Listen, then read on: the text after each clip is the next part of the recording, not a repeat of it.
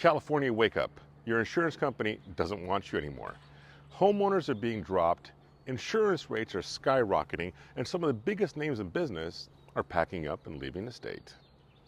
This isn't just about wildfires. This is about mismanagement, corruption, and the complete failure of California's leadership. And if something doesn't change soon, it won't just be wildfire victims paying the price. It'll be every single homeowner in California. So let's break it down. What's happening, who's to blame, and how much of your money is being wasted to cover for their failures? Allstate just reported $1.1 billion in wildfire losses. Travelers, $1.7 billion. ABC News estimates the total insurance losses in California could hit $30 to $40 billion. And what's the insurance industry doing? They're leaving. Allstate has slashed its California market share from 12.6 to just 5.8. State Farm, Farmers, and others are simply pulling out, dropping policies and refusing to write new ones. And here's what should scare every homeowner. This is only the beginning. Insurance companies don't leave profitable markets. They leave when the risk outweighs the reward. And in California, the risk is out of control because of three massive failures. One, PG&E, the fire starter that gets a free pass. PG&E has caused some of the deadliest wildfires in state history. Their old, dangerous, and poorly maintained power lines have sparked fires that have wiped out entire communities off the map. And what's California done? Well, they've given them legal protection so they don't have to pay for the damage that they caused. Now, if you're on YouTube, you've probably seen those bogus PG&E commercials where some corporate PR guy or gal sits down with a wildfire victim and says, "Oh, I completely understand your situation. We're so sorry that happened. We've been improving our power lines." Bull. They're not fixing anything.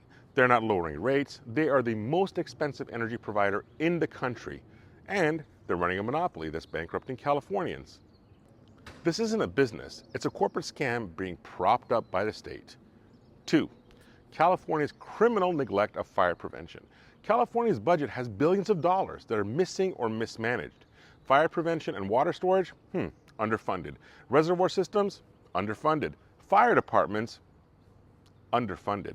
They tell you they don't have the money, but at the same time, billions of dollars are being pumped into bloated social programs, bureaucracy, and pet projects that have nothing to do with protecting homes. 3, inflation and rebuild costs are out of control. If your house burns down in California, your nightmare is just the beginning. Between inflation, government regulations, and climate mandates, rebuilding is more expensive than ever. And now, the state says you can't even rebuild how you want. You have to do it with science and climate in mind. Translation, more cost, more restrictions, and more government control over your property. And here's the part they don't want you to think about. When insurance companies refuse to insure homes, when the state fails to prevent disasters, who pays for the damage? FEMA does. And what is FEMA? Taxpayer money. Not just your tax dollars, other people's tax dollars too. When California burns because of PG&E mismanagement and bad policies, well, FEMA steps in with billions of dollars in relief. That means Texans, Floridians, New Yorkers, and people in every other state are bailing out California's failures. This isn't just about wildfire victims getting help. This is about the government using your money to fix a problem they refuse to prevent. And if you live in California, you're getting hit twice. Your taxes are paying for it, and your insurance rates are also skyrocketing. This is what government failure actually looks like. California claims it doesn't have the money to prevent wildfires or maintain infrastructure, but let's look at where the money is actually going. $50 million allocated to defend against legal challenges from the Trump administration and to protect immigrants from deportation. Billions spent on homelessness initiatives since 2019, yet the homeless population has increased by about 30,000, reaching more than 181,000 homeless in California. Millions diverted to legal aid for undocumented immigrants, including $7 million annually for services across California State University campuses. Meanwhile, essential services like fire prevention, water storage, and infrastructure, well, they go unfunded because we don't have the money.